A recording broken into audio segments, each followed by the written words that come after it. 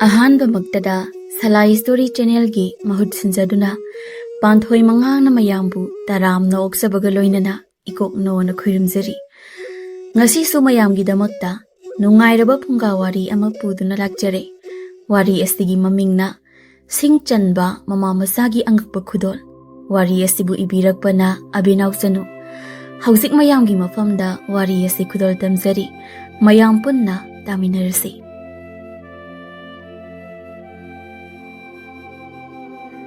Chingdani Laima amadi magi masa oiriba mangal Mama Masa anidu sing challi. Mangal chahi tara manga khak ngairi masung mama nabaga chen chongduna sanagadaba matamsida mamagi tung induna awaba kaya mayok nabada saruk yari. Laima na singdu yanba loiraga chairaga machit masit thamlamba singadu mangal na mapop kaidana punsili laimada amuksung haizir I mangal na. Ima, ekhoy potha khiroidro. Sing thupasisu khwang sinaye chaksu yam lame ngasa ayu angan badai karimata chadana thabak tawrise wai amukta suwaide chaksu lame haidi imadi isabu yang warabo waradi ngahak pothajaro ko tu asida phina kupaga ising pulai bane aduda khara thaksilo ko imagi bungo aduga ne chakti horen imana challiba sing se yolaga adudagi phanglakpa selduna ching laurga isagi thongbige ko. Hoi ma, ay di pukse tatore. Ado, horen isang ahawba mathong si ko ima. Hoi. Ima na horen di isagi na kaithel dagi nga layraga haw na thong naga pizza doine. Aya, asing bayro ima. Ado di yam haw ni ha. Lala, horen di nga charani ay di hawziki di chak chadrasu yare. Horen nga chadrabani na la. Si haiduna chongduna ising leibarom da changki masagi mataudu laima nokphai tawraga yengzai amuksu mathanda khanjai. Oh ibungo nangse nama aiga thengnadana laibak thiba macha haibadu oireko chaningba cha thakduna leijagadaba matamsida mama aigi tung induna awaba kaya saruk yaduna chara ani suna su saba phangjada leli mama oibi ainasu Isagi puk than na pizaba sungamde. Ibungo, nang imabu waroganu ko. Ima tabak kan na suge. Isagi puk than bangam na ba? Ay awabag kang bayade. Ay nawari haidano po harabati. Isa puk than na pizaba ngamloy.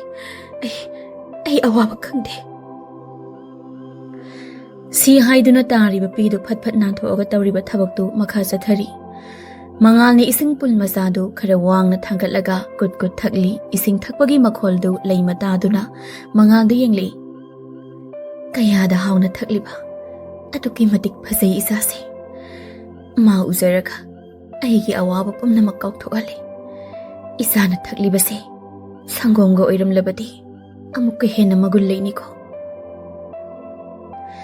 si haina machabu yengduna nophet tawraga lei Mangal mamagi manakta sangsilaktuna mamagi mawongdo ngahak yengi wakhaldasu ko ino khui masibo kono adunu yengla noije natragana ekoi pawaga moini hana nusinarapado ningsingaktu no ijalo kana abu legini na yisida kanam leite ko ino laiga unarjalo ima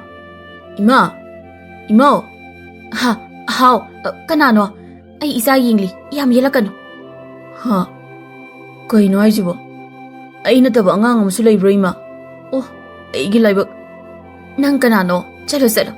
Aine, aigi isa se nungsi namukti yengkige. Yamna yelakano. Ima nang yam pate. Aisu nang ginazane. Ay nungsidrabo ima. Pare, ima na nasabu nungsibidrabadi. Aigi hingnaba chachakhrage go ima. Si hairamduna mangaldu laimagi manaktai khara lapthokna lakle. Mamagi mawongduna nupadu pendana lauraga kapchai. Mangal nangi laibakse yamna thi. Paba su masa khangde. Nangi imana su paba panba yade. Nangi imana su mirai bire. Nangondagi henba macha ama yengduna lehawe. Nangna kaubasu taade. Si haina mathanta saizai aduga u amagi makhada masadu tasinduna phamlaga khudda koktu khangduna kapli. Somdana laimadu hauziksu maza mangal na ising thakpadu hanjin mitta uduna yengli Mangal ising thakpa loiduna pairamiba pundu tapna tapna thangdiraktuna leimada nakphet tawna yenglaktuna mangalgi saktamdu tapna tapna sumangki leimadu wakhal pok tari kaino aigi sati haustina trumana leirambado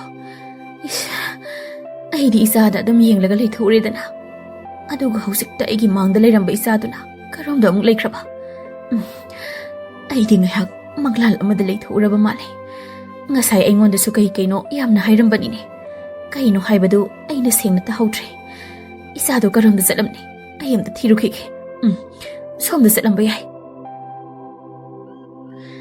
mangaldu mamana mirai bire khanduna kappada mamai mamito pome ima haiba imasi yamna maru oi macha aikhoigi awanungai pawdam phamdi imani mama leizadaba kanadi migi mama masa oinabu ubada lotna kasil amada mi taki ukhini matagum thamoi sokna tengthari aduga mama khara amasulei madudi machabu nungsina loina bibangamdaba machana chagadaba potu mane hek chathokpiba masana chage haira agana thini hekta ngang bisu kayani samna hairabada mama oibigi gunchen mangamdaba mine mangandu phamduna leirambadagi phat hagolaktuna lepi kaigino ina ima mathan thadu amagasida leise ima du kari oiramne namisu leishile ima su kaithil chani haibane ai ima gi manakta chalage si haiduna leimana leihauba nakalomda lakle leimasu masabu thiba lakli khara chatlaba matung mama masa ani do mayok nei mangal mama bu ubada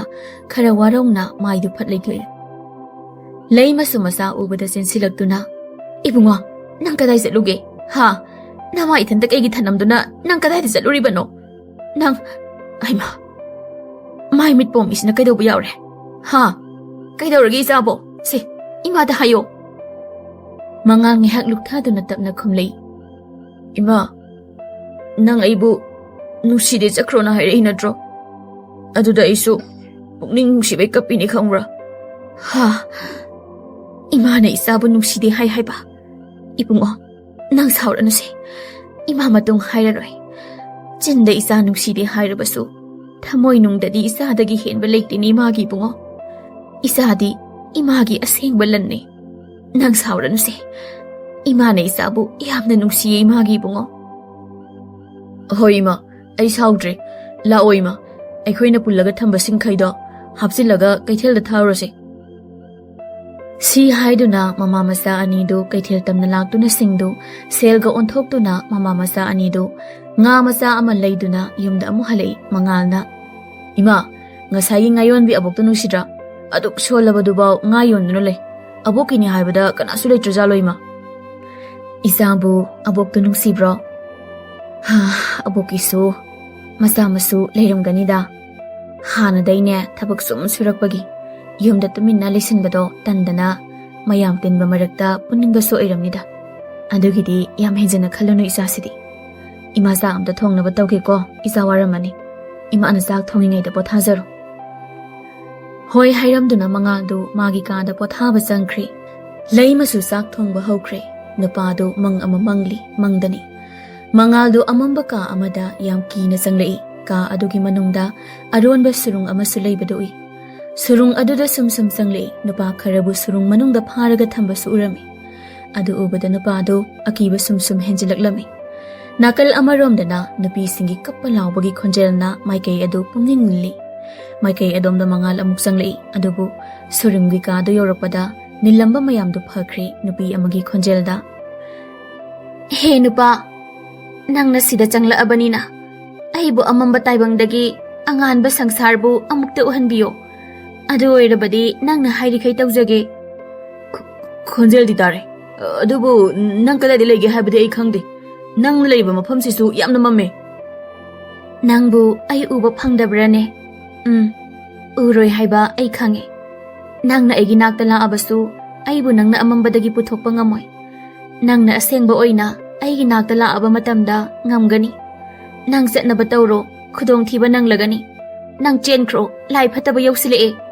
ha hoi si haiduna mangaldu yam kana chenduna surung thokpagi lambidu tholei magi tungdasu karigumba amuba kharna tanaraklami nupadu humang chenthaba makhai lauduna leptana cheli surungi mapalda thok tawba kharata ngaisilakli ꯇꯨꯡꯗ ꯇꯥꯟꯅꯔꯛꯂꯤꯕ ꯊꯋꯥꯏꯁꯤꯡꯗꯨꯅ ꯃꯉꯥꯜꯒꯤ ꯃꯥꯡꯗ ꯐꯠ ꯊꯠꯆꯤꯟꯗꯨꯅ ꯈꯨꯠꯇꯨ ꯃꯊꯟꯇ ꯊꯥꯡꯒꯠꯂꯒ ꯊꯕꯠ ꯀꯛꯈꯤ.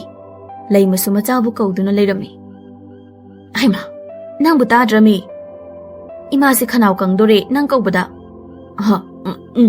ꯍꯧꯒꯠꯂꯦ ꯏꯃꯥ. ꯏꯆꯥꯕꯨ ꯀꯩꯗꯧꯔꯒꯦ ꯏꯊꯛ ꯊꯛꯀꯠꯂꯤꯁꯤꯕꯣ? ꯅꯁꯥꯁꯦ ꯍꯨꯃꯥꯡ ꯉꯥꯛꯇ ꯉꯥꯏꯔꯦꯅꯦ ꯅꯪꯕꯣ. ꯀꯩꯁꯨ ꯊꯣꯏꯗꯣꯛꯄ ꯇꯧꯗꯦꯗ ꯏꯃꯥ, ꯃꯪ ꯈꯔ ꯅꯨꯡꯉꯥꯏꯇꯦ. ꯀꯔꯤ ꯃꯪ ꯃꯪꯉꯤꯅꯣ ꯏꯆꯥꯕꯣ? ꯃꯉꯥꯜꯒꯤ ꯃꯪꯗ ꯇꯧꯈꯤꯕꯁꯤꯡꯗꯨ ꯂꯣꯏꯅ ꯃꯃꯥꯗ ꯇꯝꯂꯦ. ꯏꯃꯥ, ꯑꯗꯨꯕꯨ ꯑꯁꯦꯡꯕ ꯂꯩꯔꯝꯒꯗ꯭ꯔꯣ? ꯏꯃꯥꯁꯨ ꯈꯪꯗꯦ. ꯃꯀꯨ ꯃꯪꯅꯤ, ꯌꯥꯝ ꯈꯟꯖꯤꯜꯂꯨꯅꯨꯁꯦ.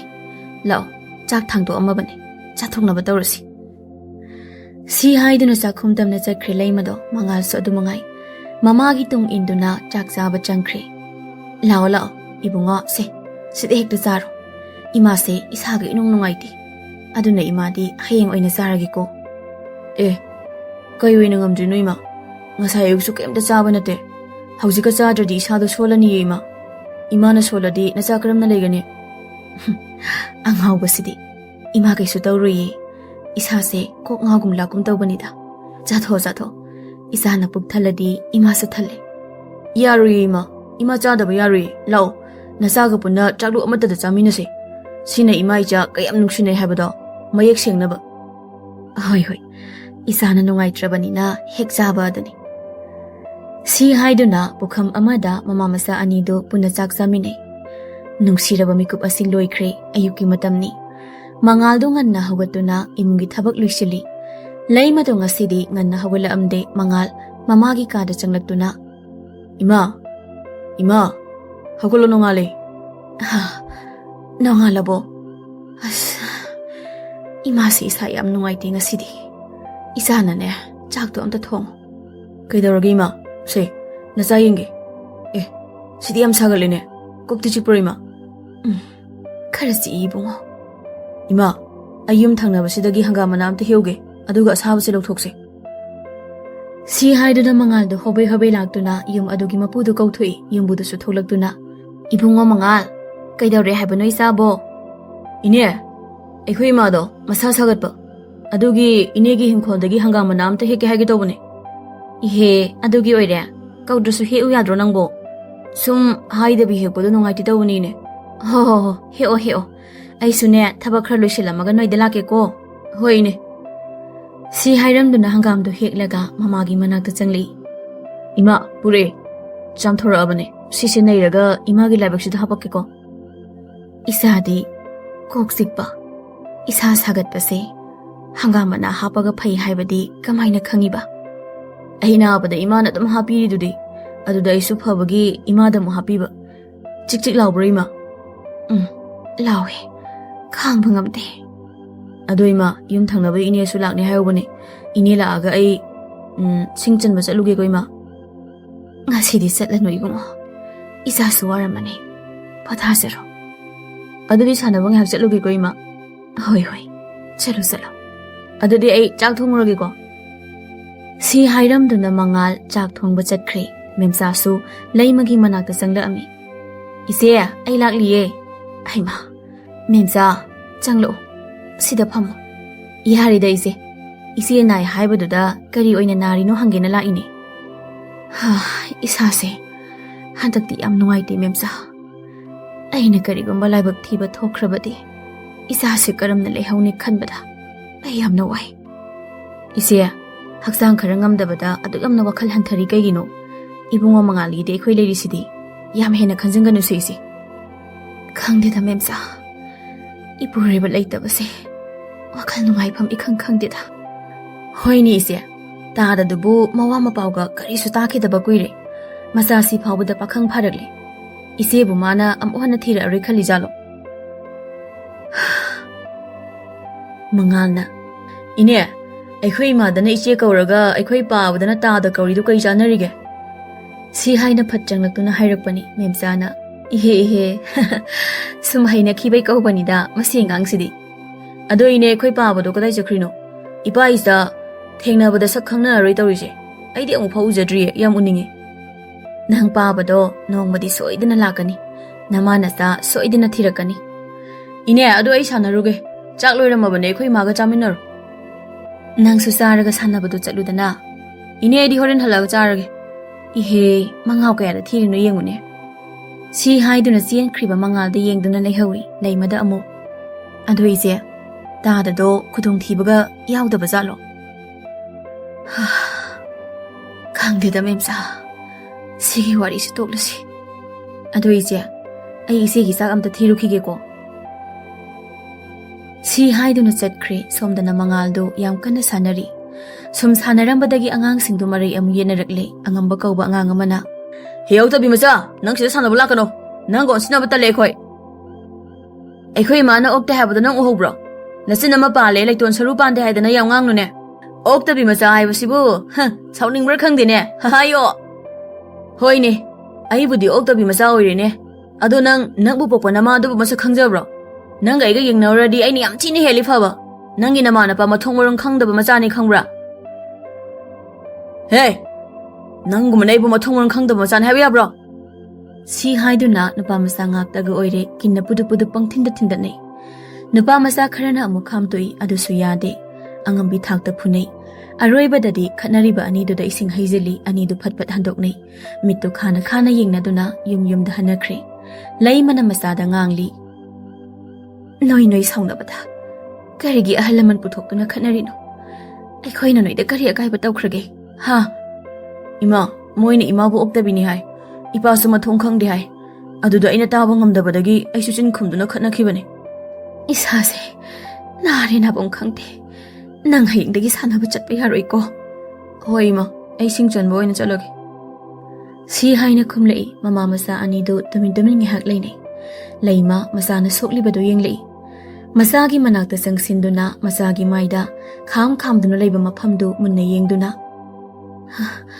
Sidi ising asaba. Lankhata yararoi. Matung manaw nang sanaba yaroi ko. Imane anaba si loina phakre. Nang ubada. Ising amta soge. Maido amta thagalam. Hoi ma, ay thagalamage. Laimadu ising patra paiduna khulngi pukri tamna chatkre mangalsu masagi anabadu khangzinduna mai hogatnaba hotnari. Ngaihaki matung laimadu yumda isingdu puduna thonggaldagi sanglakle. Laibakna thirisu setliba phanek du nisinduna khongdu leithi aga tusile. Laima yam kana lauri. Mangalsu mamagi makhol adu taduna senthori. Ima, kidorage? Si haiduna sensilli laima chaina kholdu khangba ngamdraduna. Ayo ima, ayo nar. Pangamdre. Ai khongse. Ai hogat pangamdre bungo. Ima, kamai doino sibo? Honoi napa hamai tawriba. So isi singkakidi haidraga. Ayo ima. Aina paba piwa ningai tawradi thema ngamjaroi mana. Laosa ai hogat pigi. Si haina mamabu hogatuna imungda tapna samduna pusinbi. Nupa mana mamagi khong nabadu phanabani haiduna. Khong khutki mari suba kaya kauduna yenghalami. Adubo anabadu pharakadra hairaga asum phibam suksin behele. Mamana asumna naduna laikhibana mangal pangal ama ithok thoamde. Nongmagi di sadaba yadabana maram oiraga nupado mama yauda mathanda thabak kaya tawrami. Labukta kumduna long khonba tharoi khonbana chingba asigumba kaya ama tawi. Asumna chahi kharadi adumak haukhre. Haujikti mangaldu mapung marai phana chawba haibadu oire. Chahi kaya haukhrabasu nupado singchanbadi lepamde maramdi mama masagi puksakti singmana thakpibani. Asumna singchanba loiraduna moina hehek piba mafam maduda nungtigi adumakpi. Ngayon bi aboktu mangana lakpa khudingi nungsina yengjai. Ngasisu adumangai. Mangal na singa mamalga onaba laklibado adumak nungsina yengjai abok bisak jindasu sonjai. Kaya da mathauna maringje laikhraba napamasa no yengunise. Nungtigi sangbay muksawa singkok thong amamamni. Mahana pura isi. Hanubi aigisu. Asigumbay shunupa. Amak leizarabati. Aina kanabugi doino. Ngasidi kaugi isusi. Hai. Masa phaba isunupa. Nangbo aboki nakta amukta sanglaune. Ihe kaurisi mafam khangdra maline. Makok si leidana yengaga leirene. Sidi khutsi hekta hairage.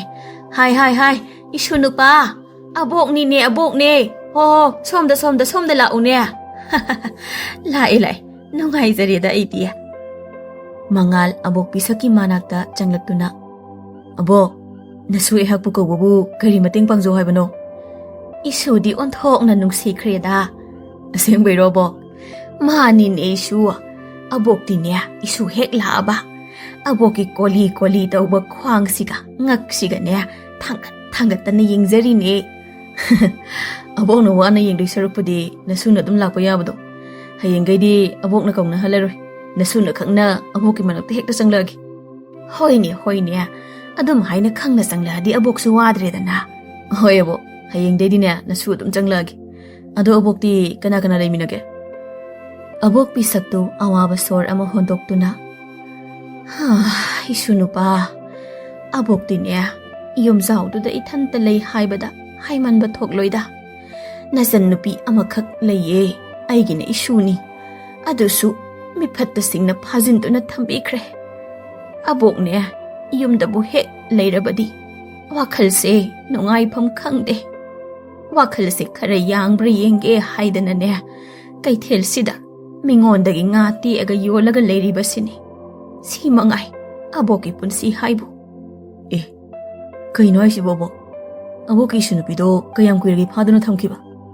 Kuireda isunupa. Chahi manga tarabu helanida. Asuk kuiba matamse abo itom talaire ini. Abo, kari maramgi isunupido phakrino. Nasu ehakta takpiba yagadra. Isunupa wari se yam sangida. Isunupa na sangadi aboki yumda nongma lao. Aduda abo wari lige ko. Pare. Isusu lamsang na hangadaba oiramni. Se. Sige nga sisu hapchilu. Namana sa haong na hek thungaga saminaw ko. Iharani abo. Abo dum yunzaro. Ihe, yade. Abok na pizaning na piba ne. Se. Hapchilu se. Abok sima. Haptrasu yarabasida. Hapabani na dudi nasu mo hanjakraki ko bok. Hoi. Chalo. Isunupa.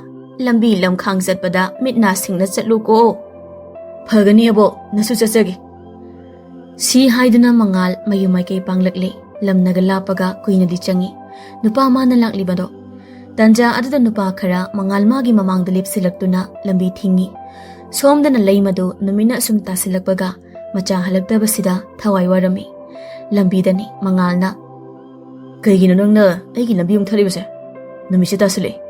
Imado ilakti haina waramani. Aisaki lambisi thado. Kari lambi thado haiba. Ngasai di asuwana ngai se. Nangbu tarai hekta thadok tari ne khoina. Kari haning balege. Aibu ngai ribo. Natragana kari tana seba. Wa tana gada boiragadi yum dekta lakpiyo. Ngasigi de ithengi. Wado kona tanarsi. Mathong maram khangdaba nangadi aina kari tana deba. Adudi karigino lambi thalise. Chahi kharagi mamangda khanakibado nang ningsingibo. Ningsingdrabane nangbo. Ningsingdrasu ningsingo. Si haiduna angambana karimnana hairakpani. Napado ngayhak wakhal khali. Ngayhak khallaba matung ningsinglakle nongma sanabada angambaga khanakibado. Ho, aduiro. Nang naigi mangda ngasi hui ani puruktuna lepise. Wadu tabada pariga tombagana. Kariba, aikhoibu huineba. Si hairaga parina amuk. He mangal, nang haido aikhoi nidro. Mangal karisu khandana khumbai. Khangdesu kanadano haiba. Apanba yawba misingdu oiramani. Noi ani ba ina hairisi panbro. Tombana. Aikhoi ani da pali nang haido. Mangal sumi phasana usitri. Oho, adude noi ani da oiramani. Kari haiba. Aikhoi ani da neba. Angamba masigi mapa masa khangdam masase. Swai de tulosilasi. Ai am pendreda. Noi so the mina mabu loishin gi haina khanbro. Khali loisilasi mase. Ai di kuireda. Asum da khanduna lakpa. Chalo. Asigi mathong maram khangdaba masase. Makhong mukhut phajalo. Asumna mapa mathong maram khangdaba masani haina hanjin palakpasida mangal ngamkhai litana duk imatik saurami. Sensila ibanupa anidu safukanna duk kauthori. Anidu khara sangna paithoktuna tai. Madu ubada ngamba anidu ngakna yenglamaga mangalgi manakta kutum tasinduna sensilaklaga thazilai. Thilaiba kutumdu mangal haina leithoaga napaduda hallaga kutumna amuk pisili. Angamba su khongphom khara halli. Angamba amuka su sensilaktuna anidu amuk phunai. Asumna anidu khara phunaraba matung mangal na ngamduna yumda halakle. Masa lakpa ubada laimana. Ibungo, kaidaw yawgi ngasi thenga ade. Kishi tawdi deima. Kayginu mapal thomisibo. Imungda dum leiramu yadrema. Imana hangsit langge na haibaduda. Nane memsana puthokpirambani.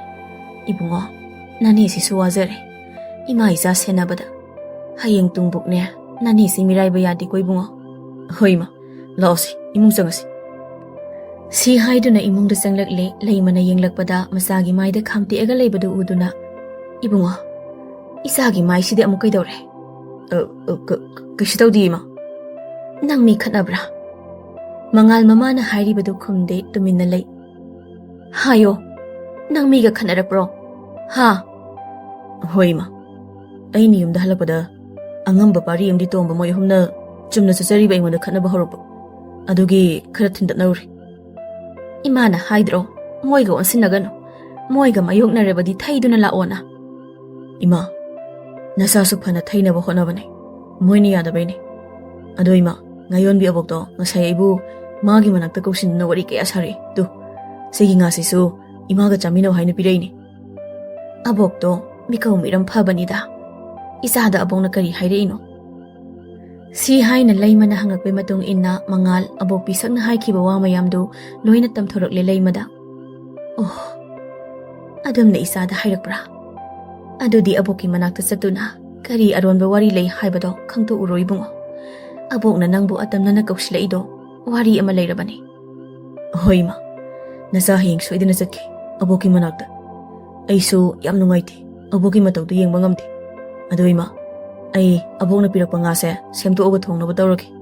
Ngaiko, nanedo ay khoyda saksa si amukta hayruso, adoga thong.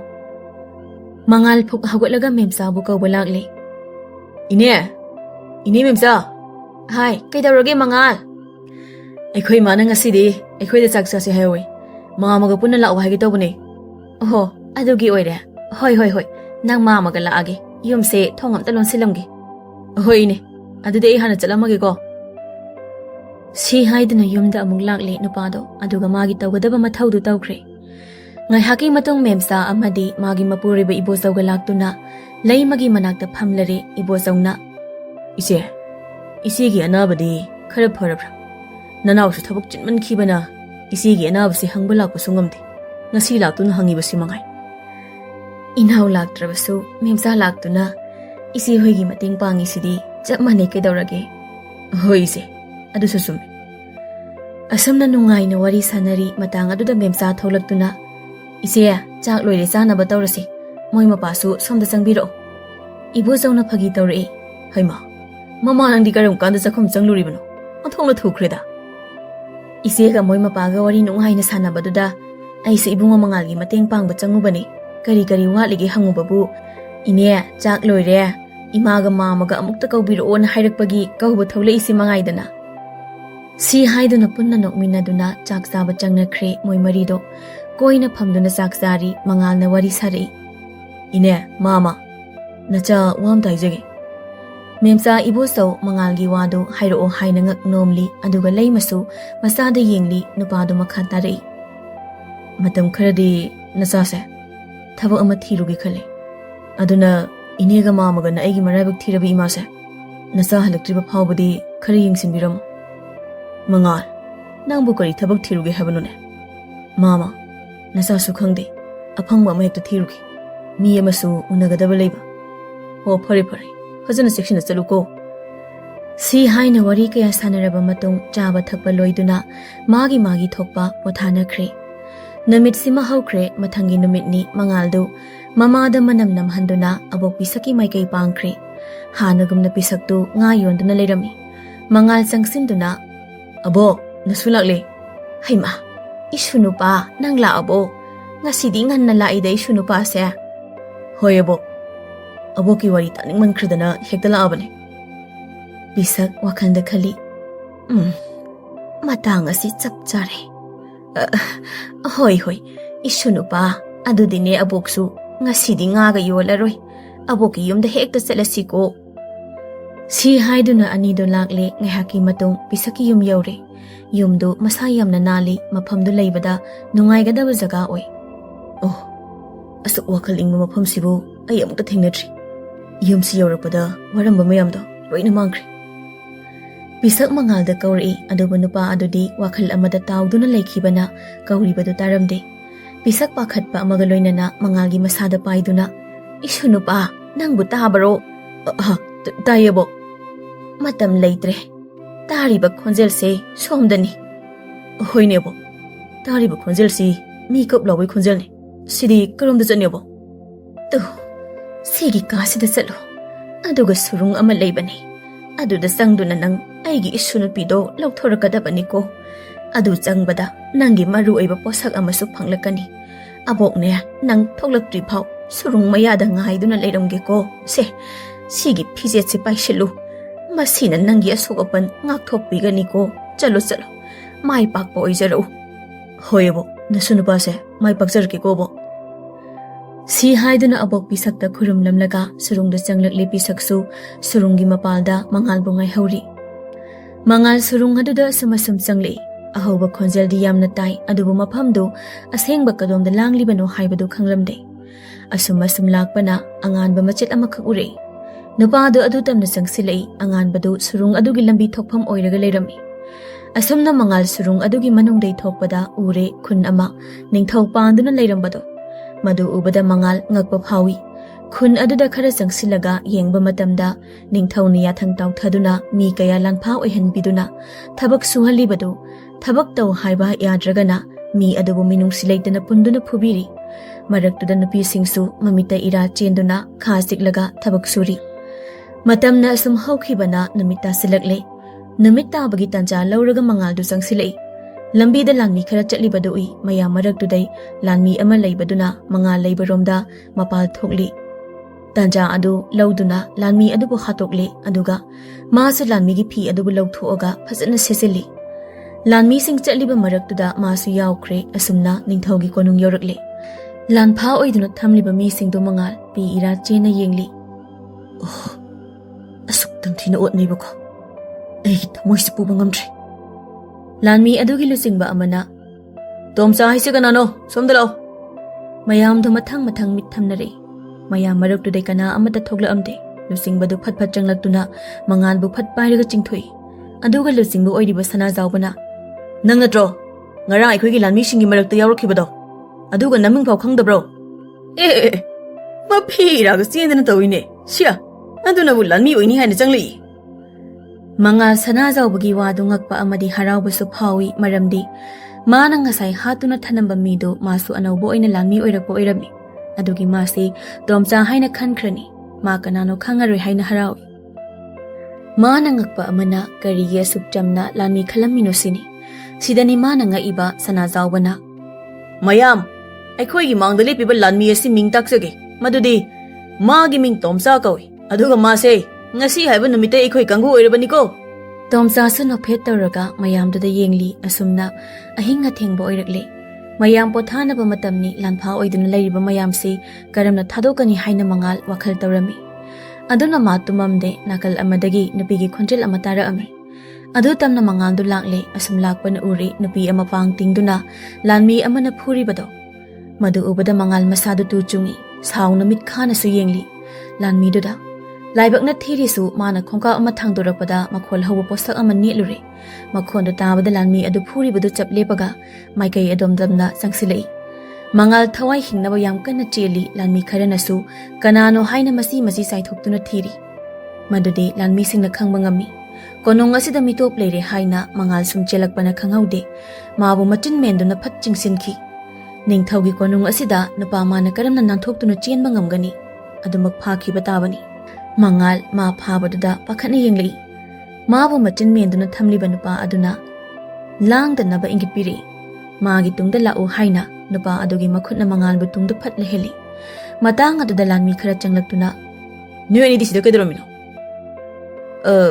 ꯀꯔꯤꯅꯣ ꯑꯗꯣꯝꯅ ꯍꯥꯏꯕꯤꯔꯤꯕꯗꯣ ꯑꯩꯈꯣꯏꯅ ꯂꯩꯔꯤꯁꯦ ꯑꯃꯥꯡꯁꯪꯅꯤ ꯃꯐꯝꯁꯤꯗꯕꯨ ꯀꯩꯗꯧꯔꯨꯅꯦꯒꯦ ꯑꯩꯈꯣꯏ ꯂꯥꯟꯃꯤ ꯉꯥꯛꯇꯅꯤ ꯀꯩꯗꯧꯔꯒꯦ ꯑꯣ ꯐꯔꯦ ꯑꯗꯨꯗꯤ ꯅꯣꯏꯁꯨ ꯅꯣꯏꯒꯤ ꯅꯐꯝꯗ ꯆꯠꯅꯕ ꯇꯧꯔꯣ ꯑꯌꯨꯛꯇꯤ ꯅꯣꯏꯒꯤ ꯀꯣꯅꯨꯡ ꯉꯥꯛꯄ ꯇꯥꯔꯝꯅꯤ ꯅꯨꯡꯗꯥꯡꯗꯤ ꯑꯩꯈꯣꯏ ꯇꯥꯏ ꯑꯗꯨꯅ ꯄꯣꯊꯥꯖꯔꯣ ꯁꯤ ꯍꯥꯏꯔꯝꯗꯨꯅ ꯂꯥꯟꯃꯤꯁꯤꯡ ꯑꯗꯨ ꯆꯠꯈ꯭ꯔꯦ ꯁꯅꯥꯖꯥꯎꯕꯅ ꯃꯉꯥꯜꯗꯨ ꯈꯨꯠ ꯄꯥꯏꯔꯒ ꯆꯤꯡꯗꯨꯅ ꯆꯠꯈ꯭ꯔꯦ ꯃꯤ ꯀꯅꯥꯁꯨ ꯇꯥꯔꯣꯏꯗꯕ ꯑꯔꯣꯟꯕ ꯀꯥ ꯑꯃꯗ ꯄꯨꯗꯨꯅ ꯆꯪꯂꯛꯑꯒ ꯍꯥꯏꯔꯔꯦ ꯅꯪꯁꯦ ꯂꯥꯟꯃꯤ ꯅꯠꯇꯦ ꯍꯥꯏꯕꯁꯤ ꯑꯩꯅ ꯉꯁꯥꯏꯅ ꯎꯕ ꯃꯇꯝꯗ ꯈꯪꯈ꯭ꯔꯕꯅꯤ ꯑꯗꯨꯅ ꯅꯪꯁꯤ ꯀꯅꯥꯅꯣ ꯍꯥꯏꯕꯗꯣ ꯑꯩꯉꯣꯟꯗ ꯈꯪꯍꯜꯂꯨ ꯀꯔꯤꯒꯨꯝꯕ ꯅꯆꯤꯟ ꯊꯤꯗꯨꯅ ꯑꯣꯏꯗꯕ ꯉꯥꯡꯂꯕꯗꯤ ꯑꯩꯕꯨ ꯐꯠꯇꯦ ꯍꯥꯏꯒꯅꯨ ꯑꯁꯨꯝꯅ ꯍꯥꯏꯔꯛꯄꯁꯤꯗ ꯃꯉꯥꯜꯗꯨ ꯁꯅꯥꯖꯥꯎꯕꯗ ꯋꯥ ꯑꯃꯠꯇ ꯂꯣꯠꯄ ꯇꯧꯗꯅ ꯍꯥꯏꯗꯣꯔꯛꯑꯝꯃꯤ ꯑꯣ ꯅꯪ ꯃꯤ ꯂꯧꯊꯣꯛꯄ ꯂꯥꯛꯄ ꯑꯣꯏꯔꯦ ꯅꯪꯅ ꯊꯤꯔꯤꯕ ꯅꯨꯄꯤꯗꯣ ꯁꯛꯍꯦꯟꯕꯤ ꯀꯧꯕꯅꯤ ꯑꯗꯨꯒ ꯑꯩꯁꯦ ꯅꯪꯅ ꯇꯥꯔꯩ ꯇꯥꯔꯩ ꯈꯟꯒꯅꯨ ꯑꯩꯅ ꯅꯉꯣꯟꯗ ꯋꯥ ꯑꯃ ꯍꯥꯏꯒꯦ ꯋꯥꯗꯣ ꯍꯥꯏꯗ꯭ꯔꯤꯀꯥꯟꯗ ꯅꯪꯅ ꯉꯁꯥꯏ ꯅꯦꯠꯂꯨꯕ ꯑꯍꯧꯕ ꯃꯈꯣꯜ ꯑꯗꯨꯒꯤ ꯃꯇꯥꯡꯗ ꯍꯥꯟꯅ ꯍꯥꯏꯒꯦ ꯇꯥꯎ ꯑꯗꯨꯗꯤ ꯀꯣꯅꯨꯡ ꯑꯁꯤꯒꯤ ꯀꯥꯆꯤꯟ ꯈꯨꯗꯤꯡꯃꯛ ꯅꯪꯅ ꯉꯁꯥꯏ ꯅꯦꯠꯂꯨꯕ ꯑꯍꯧꯕ ꯃꯈꯣꯟꯗꯨ ꯊꯝꯃꯦ ꯀꯔꯤꯒꯤ ꯊꯝꯃꯤꯕꯅꯣ ꯍꯥꯏꯔꯒꯗꯤ ꯑꯗꯨꯅ ꯀꯣꯅꯨꯡ ꯑꯁꯤꯗ ꯃꯤꯇꯣꯞ ꯆꯪꯂꯛꯄ꯭ꯔꯥ ꯃꯤ ꯅꯥꯟꯊꯣꯛꯇꯨꯅ ꯆꯦꯟꯅꯕ ꯍꯣꯠꯅꯕ꯭ꯔꯥ ꯍꯥꯏꯅ ꯈꯪꯅꯕꯅꯤ ꯂꯥꯟꯃꯤ ꯑꯃꯠꯇꯅ ꯍꯥꯏꯔꯤꯕ ꯀꯥꯆꯤꯟ ꯑꯁꯤꯗ ꯆꯪꯗꯨꯅ ꯃꯈꯣꯟ ꯊꯣꯛꯍꯜꯂꯣꯏ ꯃꯔꯝꯗꯤ ꯂꯥꯟꯃꯤ ꯈꯨꯗꯤꯡꯃꯛ ꯂꯣꯏꯅ ꯈꯪꯏ ꯅꯪꯇꯕꯨ ꯂꯧꯁꯤꯡ ꯂꯩꯇꯅ ꯂꯃꯟ ꯈꯨꯝꯕ ꯍꯥꯟꯅ ꯄꯥꯝꯕꯒꯤ ꯅꯦꯠꯂꯨꯕꯅꯤ ꯑꯗꯨꯒ ꯑꯔꯨꯕ ꯋꯥꯐꯝ ꯑꯃꯅ ꯅꯪꯒꯤ ꯄꯥꯕꯗꯨ ꯍꯤꯡꯂꯤ ꯍꯥꯏꯕꯗ ꯅꯪ ꯊꯥꯖꯒꯗ꯭ꯔꯥ ꯃꯉꯥꯜ ꯂꯥꯡꯇꯛꯅꯅ ꯍ ꯑꯩꯒꯤ ꯄꯥꯕ ꯀꯗꯥꯏ ꯂꯩꯒꯦ ꯑꯩꯒꯤ ꯄꯥꯕꯒꯤ ꯂꯩꯐꯝ ꯈꯪꯂꯕꯗꯤ ꯆꯥꯟꯕꯤꯗꯨꯅ ꯑꯃꯨꯛꯇ ꯇꯥꯛꯄꯤꯌꯨ ꯑꯩꯅ ꯍꯦꯛ ꯋꯥꯈꯜ ꯇꯥꯔꯛꯄꯗꯩ ꯏꯄꯥꯒꯤ ꯁꯛ ꯈꯪꯖꯗ꯭ꯔꯤ ꯉꯥꯏꯈꯣꯅꯦ ꯅꯪꯕꯨ ꯀꯔꯤ ꯃꯤꯡ ꯀꯧꯒꯦ ꯃꯤꯡꯗꯨ ꯈꯪꯂꯕ ꯃꯇꯨꯡꯗ ꯅꯪꯒꯤ ꯄꯥꯕꯗꯨ ꯂꯩꯐꯝ ꯇꯥꯛꯀꯦ ꯃꯉꯥꯜ ꯀꯧꯋꯦ ꯑꯗꯣ ꯑꯩꯒꯤ ꯄꯥꯕꯗꯨ ꯑꯃꯨꯛꯇ ꯎꯅꯍꯟꯕꯤꯌꯨ ꯉꯥꯏꯈꯣꯅꯦ ꯅꯨꯄꯥ ꯃꯆꯥ ꯅꯪꯅ ꯅꯄꯥꯗꯨ ꯎꯅꯒꯦ ꯍꯥꯏꯔꯕꯗꯤ ꯀꯣꯅꯨꯡ ꯑꯁꯤ ꯍꯥꯟꯅ ꯎꯠ ꯑꯣꯜꯍꯟꯈꯤꯁꯤ ꯃꯗꯨ ꯉꯝꯂꯕ ꯃꯇꯝꯗꯗ ꯅꯪꯒꯤ ꯄꯥꯕꯗꯣ ꯑꯩꯅ ꯁꯣꯏꯗꯅ ꯇꯥꯛꯀꯅꯤ ꯂꯥꯟꯃꯤꯁꯤꯡꯅ ꯅꯪꯒꯤ ꯃꯇꯦꯡ ꯑꯩꯈꯣꯏ ꯂꯥꯟꯃꯤꯁꯤꯡꯅ ꯊꯋꯥꯏꯅ ꯄꯣꯟꯊꯥ ꯑꯣꯏꯈ꯭ꯔꯕꯁꯨ ꯄꯥꯝꯃꯨꯕ ꯂꯩꯇꯅ ꯀꯠꯊꯣꯛꯆꯒꯅꯤ ꯁꯤ ꯍꯥꯏꯗꯨꯅ ꯂꯥꯟꯃꯤꯁꯤꯡꯅ ꯍꯥꯏꯔꯛꯏ ꯃꯌꯥꯝꯒꯤ ꯈꯣꯟꯖꯦꯜꯗꯨ ꯇꯥꯕꯗ ꯃꯉꯥꯜ ꯉꯛꯅ ꯌꯦꯡꯂꯛꯏ ꯉꯁꯥꯏꯈꯩꯗꯤ ꯂꯥꯟꯃꯤꯁꯤꯡꯗꯨ ꯂꯩꯕ ꯑꯃꯠꯇ ꯎꯗꯕꯅꯤ ꯑꯗꯨꯕꯨ ꯍꯧꯖꯤꯛꯇꯤ ꯃꯌꯦꯛ ꯁꯦꯡꯅ ꯎꯔꯛꯂꯤ ꯀꯥ ꯑꯁꯤꯗ ꯂꯥꯟꯃꯤ ꯆꯅꯤꯒꯤ ꯃꯊꯛꯇ ꯂꯩꯔꯝꯕꯗꯣ ꯁꯅꯥꯖꯥꯎꯕꯅ ꯁꯛ ꯑꯃꯨꯛ ꯇꯥꯛꯂꯛꯏ ꯃꯣꯏꯁꯦ ꯑꯁꯦꯡꯕ ꯈꯛꯇꯕꯨ ꯇꯧꯕ ꯑꯔꯥꯟꯕ ꯌꯥꯗꯕ ꯂꯥꯟꯃꯤꯁꯤꯡꯅꯤ ꯑꯩꯅ ꯄꯥꯡꯒꯜ ꯁꯨꯝ ꯁꯣꯟꯖꯤꯜꯂꯛꯄꯅ ꯃꯣꯏꯁꯦ ꯑꯩꯅ ꯑꯔꯣꯟꯕ ꯑꯣꯏꯅ ꯁꯤꯒꯤ ꯀꯥꯁꯦ ꯊꯝꯕꯅꯤ ꯃꯉꯥꯜꯁꯨ ꯋꯥꯈꯜ ꯇꯥꯏ ꯍꯥꯏꯗꯨꯅ ꯀꯣꯛ ꯅꯣꯝꯃꯤ ꯑꯁꯨꯝꯅ ꯂꯩꯊꯣꯛꯄꯒꯤ ꯃꯇꯝ ꯅꯠꯇ꯭ꯔꯦ ꯈꯟꯗꯨꯅ ꯁꯅꯥꯖꯥꯎꯕ ꯃꯉꯥꯜ ꯃꯣꯏꯅ ꯆꯤꯡꯕꯁꯤꯡꯗꯨ ꯋꯥ ꯈꯟꯅꯔꯝꯃꯤ ꯑꯁꯨꯝꯅ ꯅꯨꯃꯤꯠ ꯑꯁꯤꯃꯁꯨ ꯍꯧꯈ꯭ꯔꯦ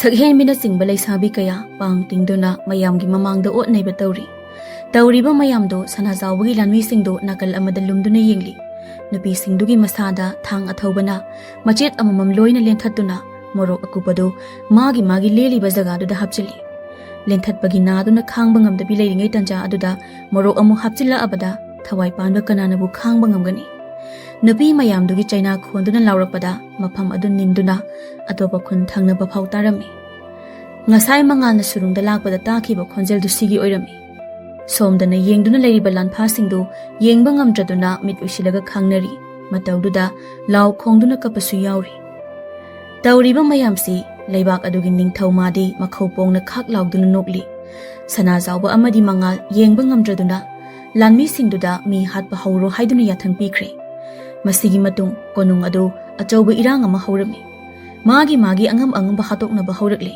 ꯃꯥꯒꯤ ꯍꯩꯖꯕ ꯊꯥꯡꯒꯤ ꯖꯒꯣꯏ ꯎꯠꯇꯨꯅ ꯂꯥꯟꯊꯦꯡꯅꯔꯤ ꯁꯣꯝꯗꯅ ꯁꯅꯥꯖꯥꯎꯕ ꯃꯉꯥꯜ ꯃꯈꯣꯏ ꯍꯩꯅꯈꯤꯕꯒꯤ ꯃꯇꯨꯡ ꯏꯟꯅ ꯑꯅꯤꯗꯨ ꯅꯥꯀꯜ ꯑꯃꯃꯝ ꯆꯥꯏꯊꯣꯛꯇꯨꯅ ꯃꯤ ꯐꯥꯗꯨꯅ ꯊꯝꯂꯤꯕꯗꯨ ꯊꯥꯗꯣꯛꯄ ꯍꯧꯔꯛꯂꯤ ꯁꯅꯥꯖꯥꯎꯕꯒꯤ ꯂꯥꯟꯃꯤ ꯈꯔꯅ ꯑꯃꯨꯛ ꯊꯥꯗꯣꯛꯂꯤꯕ ꯂꯥꯟꯐꯥꯁꯤꯡꯗꯨ ꯁꯨꯔꯨꯡꯒꯤ ꯃꯥꯏꯀꯩ ꯇꯝꯅ ꯄꯨꯊꯣꯛꯂꯤ ꯃꯉꯥꯜꯁꯨ ꯁꯣꯝꯗ ꯄꯥꯡ ꯇꯤꯡꯗꯨꯅ ꯊꯝꯕ ꯅꯨꯄꯤꯁꯤꯡ ꯑꯗꯨꯗ ꯄꯨꯜꯂꯤꯕꯗꯨ ꯂꯣꯏꯅ ꯊꯥꯗꯣꯛꯇꯨꯅ ꯂꯥꯟꯃꯤꯁꯤꯡꯗ ꯁꯤꯟꯅꯈ꯭ꯔꯦ ꯑꯗꯨꯒ ꯃꯥꯁꯨ ꯃꯅꯥꯛꯇ ꯂꯩꯕ ꯊꯥꯡ ꯑꯃ ꯄꯥꯏꯗꯨꯅ ꯂꯥꯟꯃꯤꯁꯤꯡꯗꯨ ꯍꯥꯠꯄ ꯍꯧꯔꯛꯏ ꯃꯤꯠ ꯀꯨꯞꯄ ꯇꯧꯗꯨꯅ ꯊꯥꯡ ꯑꯗꯨꯕꯨ ꯆꯦꯠꯅ ꯄꯥꯏꯔꯒ ꯂꯩꯗꯨꯅ ꯂꯥꯟꯃꯤꯁꯤꯡꯗꯨ ꯍꯥꯠꯄ ꯂꯦꯞꯇꯦ ꯑꯁꯨꯝꯅ ꯂꯥꯟꯃꯤꯁꯤꯡꯗꯨ ꯌꯥꯝꯁꯤꯜꯂꯛꯇ꯭ꯔꯦ ꯃꯉꯥꯜ ꯅꯤꯡꯊꯧꯒꯤ ꯃꯅꯥꯛꯇ ꯆꯪꯂꯛꯇꯨꯅ ꯍꯦ ꯅꯤꯡꯊꯧ ꯃꯤꯐꯠꯇꯕ ꯅꯪꯅ ꯂꯩꯕꯥꯛ ꯑꯁꯤꯒꯤ ꯃꯄꯤ ꯃꯄꯥ ꯑꯣꯏꯔꯒ ꯀꯔꯤꯁꯨ ꯈꯪꯖꯗ꯭ꯔꯕ ꯅꯨꯄꯤ ꯑꯉꯥꯡ ꯀꯌꯥ ꯐꯥꯗꯨꯅ ꯀꯔꯤꯒꯤ ꯑꯣꯟꯅꯩꯗꯨꯅ ꯊꯝꯂꯤꯕꯅꯣ ꯂꯩꯕꯥꯛ ꯑꯁꯤꯒꯤ ꯃꯄꯤ ꯃꯄꯥ ꯂꯩ ꯍꯥꯏꯗꯨꯅ ꯄ꯭ꯔꯖꯥ ꯑꯩꯈꯣꯏꯅ ꯆꯥꯎꯊꯣꯛꯆꯗꯧꯔꯤꯕ ꯑꯁꯤ ꯀꯔꯤꯗꯅꯣ ꯄ꯭ꯔꯖꯥ ꯃꯤꯌꯥꯝꯕꯨ ꯅꯣꯏꯅ ꯉꯝꯃꯤ ꯃꯇꯥꯒꯨꯝ ꯁꯨꯝꯗꯨꯅ ꯆꯥꯕ ꯉꯁꯤ ꯍꯥꯏꯕ ꯅꯨꯃꯤꯠ ꯑꯁꯤꯗꯒꯤ ꯃꯄꯥꯟꯗꯅ ꯄ꯭ꯔꯖꯥ ꯅꯨꯡꯁꯤꯕ ꯁꯥꯕ ꯃꯅꯨꯡꯗꯅ ꯆꯤꯟ ꯆꯪꯕ ꯅꯤꯡꯊꯧ ꯅꯪꯒꯤ ꯑꯔꯣꯏꯕ ꯅꯨꯃꯤꯠꯅꯤ ꯈꯪꯖꯧꯍꯦ ꯏꯌꯥ ꯁꯤ ꯍꯥꯏꯗꯨꯅ ꯃꯉꯥꯜꯗꯨ ꯆꯣꯡꯁꯤꯜꯂꯤ ꯅꯤꯡꯊꯧ ꯊꯣꯏꯕ ꯃꯉꯥꯜꯅ ꯌꯥꯜꯂꯛꯏꯕ ꯊꯥꯡꯗꯨ ꯐꯠ ꯂꯩꯊꯣꯛꯑꯒ ꯅꯣꯛꯏ ꯀꯔꯤꯁꯨ ꯂꯩꯇꯕ ꯑꯉꯥꯡ ꯉꯔꯥꯡꯒꯤ ꯉꯛꯈ ꯅꯪꯅꯁꯨ ꯅꯤꯡꯊꯧ ꯃꯌꯥꯝꯗꯒꯤ ꯏꯊꯣꯏ ꯊꯣꯏꯕ ꯑꯩꯉꯣꯟꯗꯒꯁꯨ ꯍꯧꯕ ꯁꯥꯏꯅꯤ Iya, leirammudo khangare. Ngarangi ngakhana. Iya. Ningthau na yanthalaiba thangdo mangal ngakpadi ngai adubu sapu kankibana henduna mangal khara sangna paithooga yaisinduna tai. Sor ngehak thingi mangaldo mifata ningthaudu changlakduna mangalbu khawrida pairaga thangali. Sor thinglingaiduda amuka hena waba haibadu oire. Nupadu khangba ngamdraduna makhongdu pijing kauraga pairiba khutu nanthoknaba hotnajai. Mataududa ningthaudi khangna nokli. Khanghaude pairamiba khutu tattuna lebak makhada kelei. Ningthau makhon thokna lauri. Mangaldu lo kangkhu khuri sanajawbana. Masagi matamna yawra abada kanasu kanma ngamai. He ningthau ngasidi nangi matam laklai. Karamna littuna chengani. Iningthau matam kaya aikhoibu otnaiduna thamkhibado madugi matam loire. He hui nangbu chawnaba yoklaga haujik namapu aingonda onsinduna chiklabako. Ya nang shoina hatkani. Si haina ningthaudu lauruga sensili. Sanajawbusu adu mangai lauduna sensili asumna khutna ma yawdraba ningthaudu hatokli. Khun adu khundak lansiba haibadu oire. Sanajawba mangal anidusu surungtamna chatkri surungi mapaldana ngasai thokriba misingdu mangal amadi sanajawba tholapa ngairi. Bisak mayamgi maraktudai thawai amuka hena waduna ngairi. Ngahak leiraba matung anidu mayamgi mangda tholaktuna leplari. Mayam maraktudai ahal nupa ama changlaktuna sanajawbuda chetna konsili. Sanajawbusu noktuna konjai sanajawbuna tomchauda. Itaw, tu, nangi mangda lipiba nupa masase. Nang hek poksaba na saduni ni itaw. Tomsaw ngakna. Ha, kari haiba. Nangbu aigi isani haiba. Mani itaw. Mase nangi nasani. Itaw na haikibada. Nongma aigi isa laktuna. Aibu patkidraba ningthaugi makhuttagi soidana lokthokani haina. Aduna nangi nasa mangalse. Itawgi mangda leple hujikti. Nangbu aigi isa. Mane, nang aigi isani bagi bungo. Nang aigi isani. Baba. Si haiduna mapamasa anidu chetna konsini. Oh, mapai na matik charudabana. Namana chaga punna leiminaba pangkidabani. Ipayam na lankre bagi bungo. Baba, nachai pokpagi mahayali. Aigisu ipalejari. Mina mapamathong khangdabi macha haibada. Ngasididi hairari. Babu nachai na miya mamangda puthoga. Ai baba hale haiduna laugani baba. Si haiduna nungsina kapmine ngasai kay abok saduna leiramba pisakto haujikti naha onthoraktuna mayamgi mangda leplare. Madu ubada mayam dungaktuna pisakta loina mityeng tare pisakna. Haujikti aigi thabak loire. Aduna ai hanbagi matam yoksilakli. Mayam pumnamak songi ka asida changbiyu. Asa athak leibani. Asa athak sing adubu chabiro haijari. Hairakpagi matung ina mayamdo cha thakpa changnakri. Matam kaya chaboi chadaboi lakpana maram oiraga magi chana thaknabadu chanari. Pisakna mangaldu nakal amada puthoraklaga. Ibungo, imana nangi khudol amakhak pige haina. Mayam asibu thaido ibani.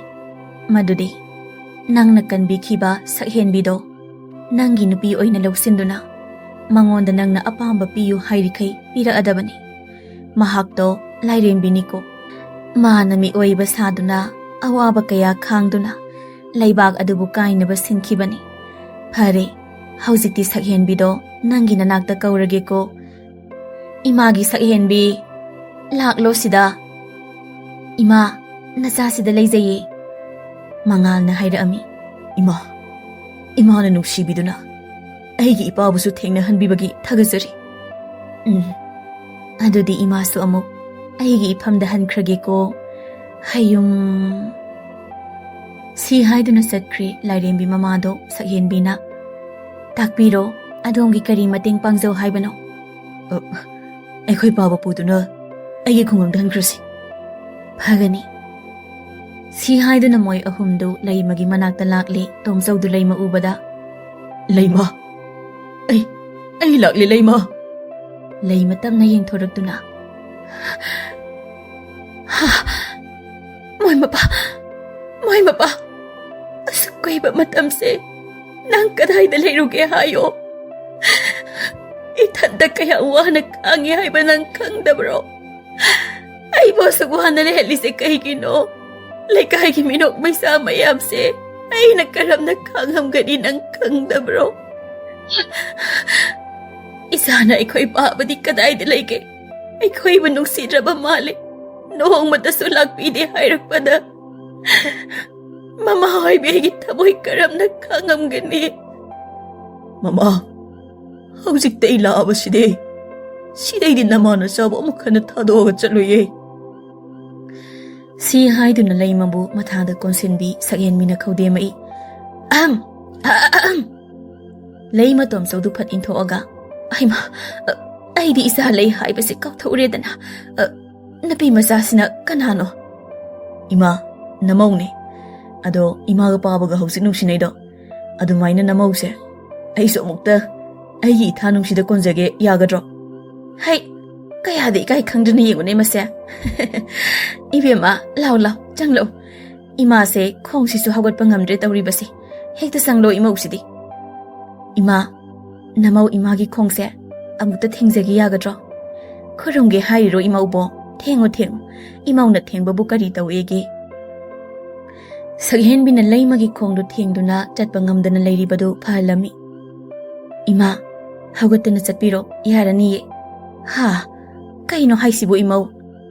ꯁꯦꯕ, ꯍꯧꯒꯠꯂꯒ ꯈꯣꯡꯗꯣ ꯊꯥꯡꯉꯣꯕ ꯏꯃꯥ꯫ ꯂꯩꯃ ꯇꯞꯅ ꯍꯧꯒꯠꯇꯨꯅ ꯈꯣꯡꯗꯨ ꯊꯥꯡꯉꯤ꯫ ꯆꯠꯄ ꯉꯝꯕꯁꯤꯗ ꯂꯩꯃ ꯌꯥꯝꯅ ꯍꯔꯥꯎꯖꯩ꯫ ꯏꯁꯣꯔ, ꯅꯪꯅ ꯏꯃꯥ ꯏꯆꯥꯗ ꯑꯁꯨꯛ ꯇꯥꯡꯂꯕ, ꯑꯁꯨꯛ ꯉꯛꯂꯕ ꯈꯨꯗꯣꯜꯁꯤ ꯄꯤꯕꯤꯅꯕ ꯍꯥꯏꯗꯨꯅ ꯋꯥꯅ ꯈꯥꯡꯍꯜꯂꯤꯕꯔꯥ?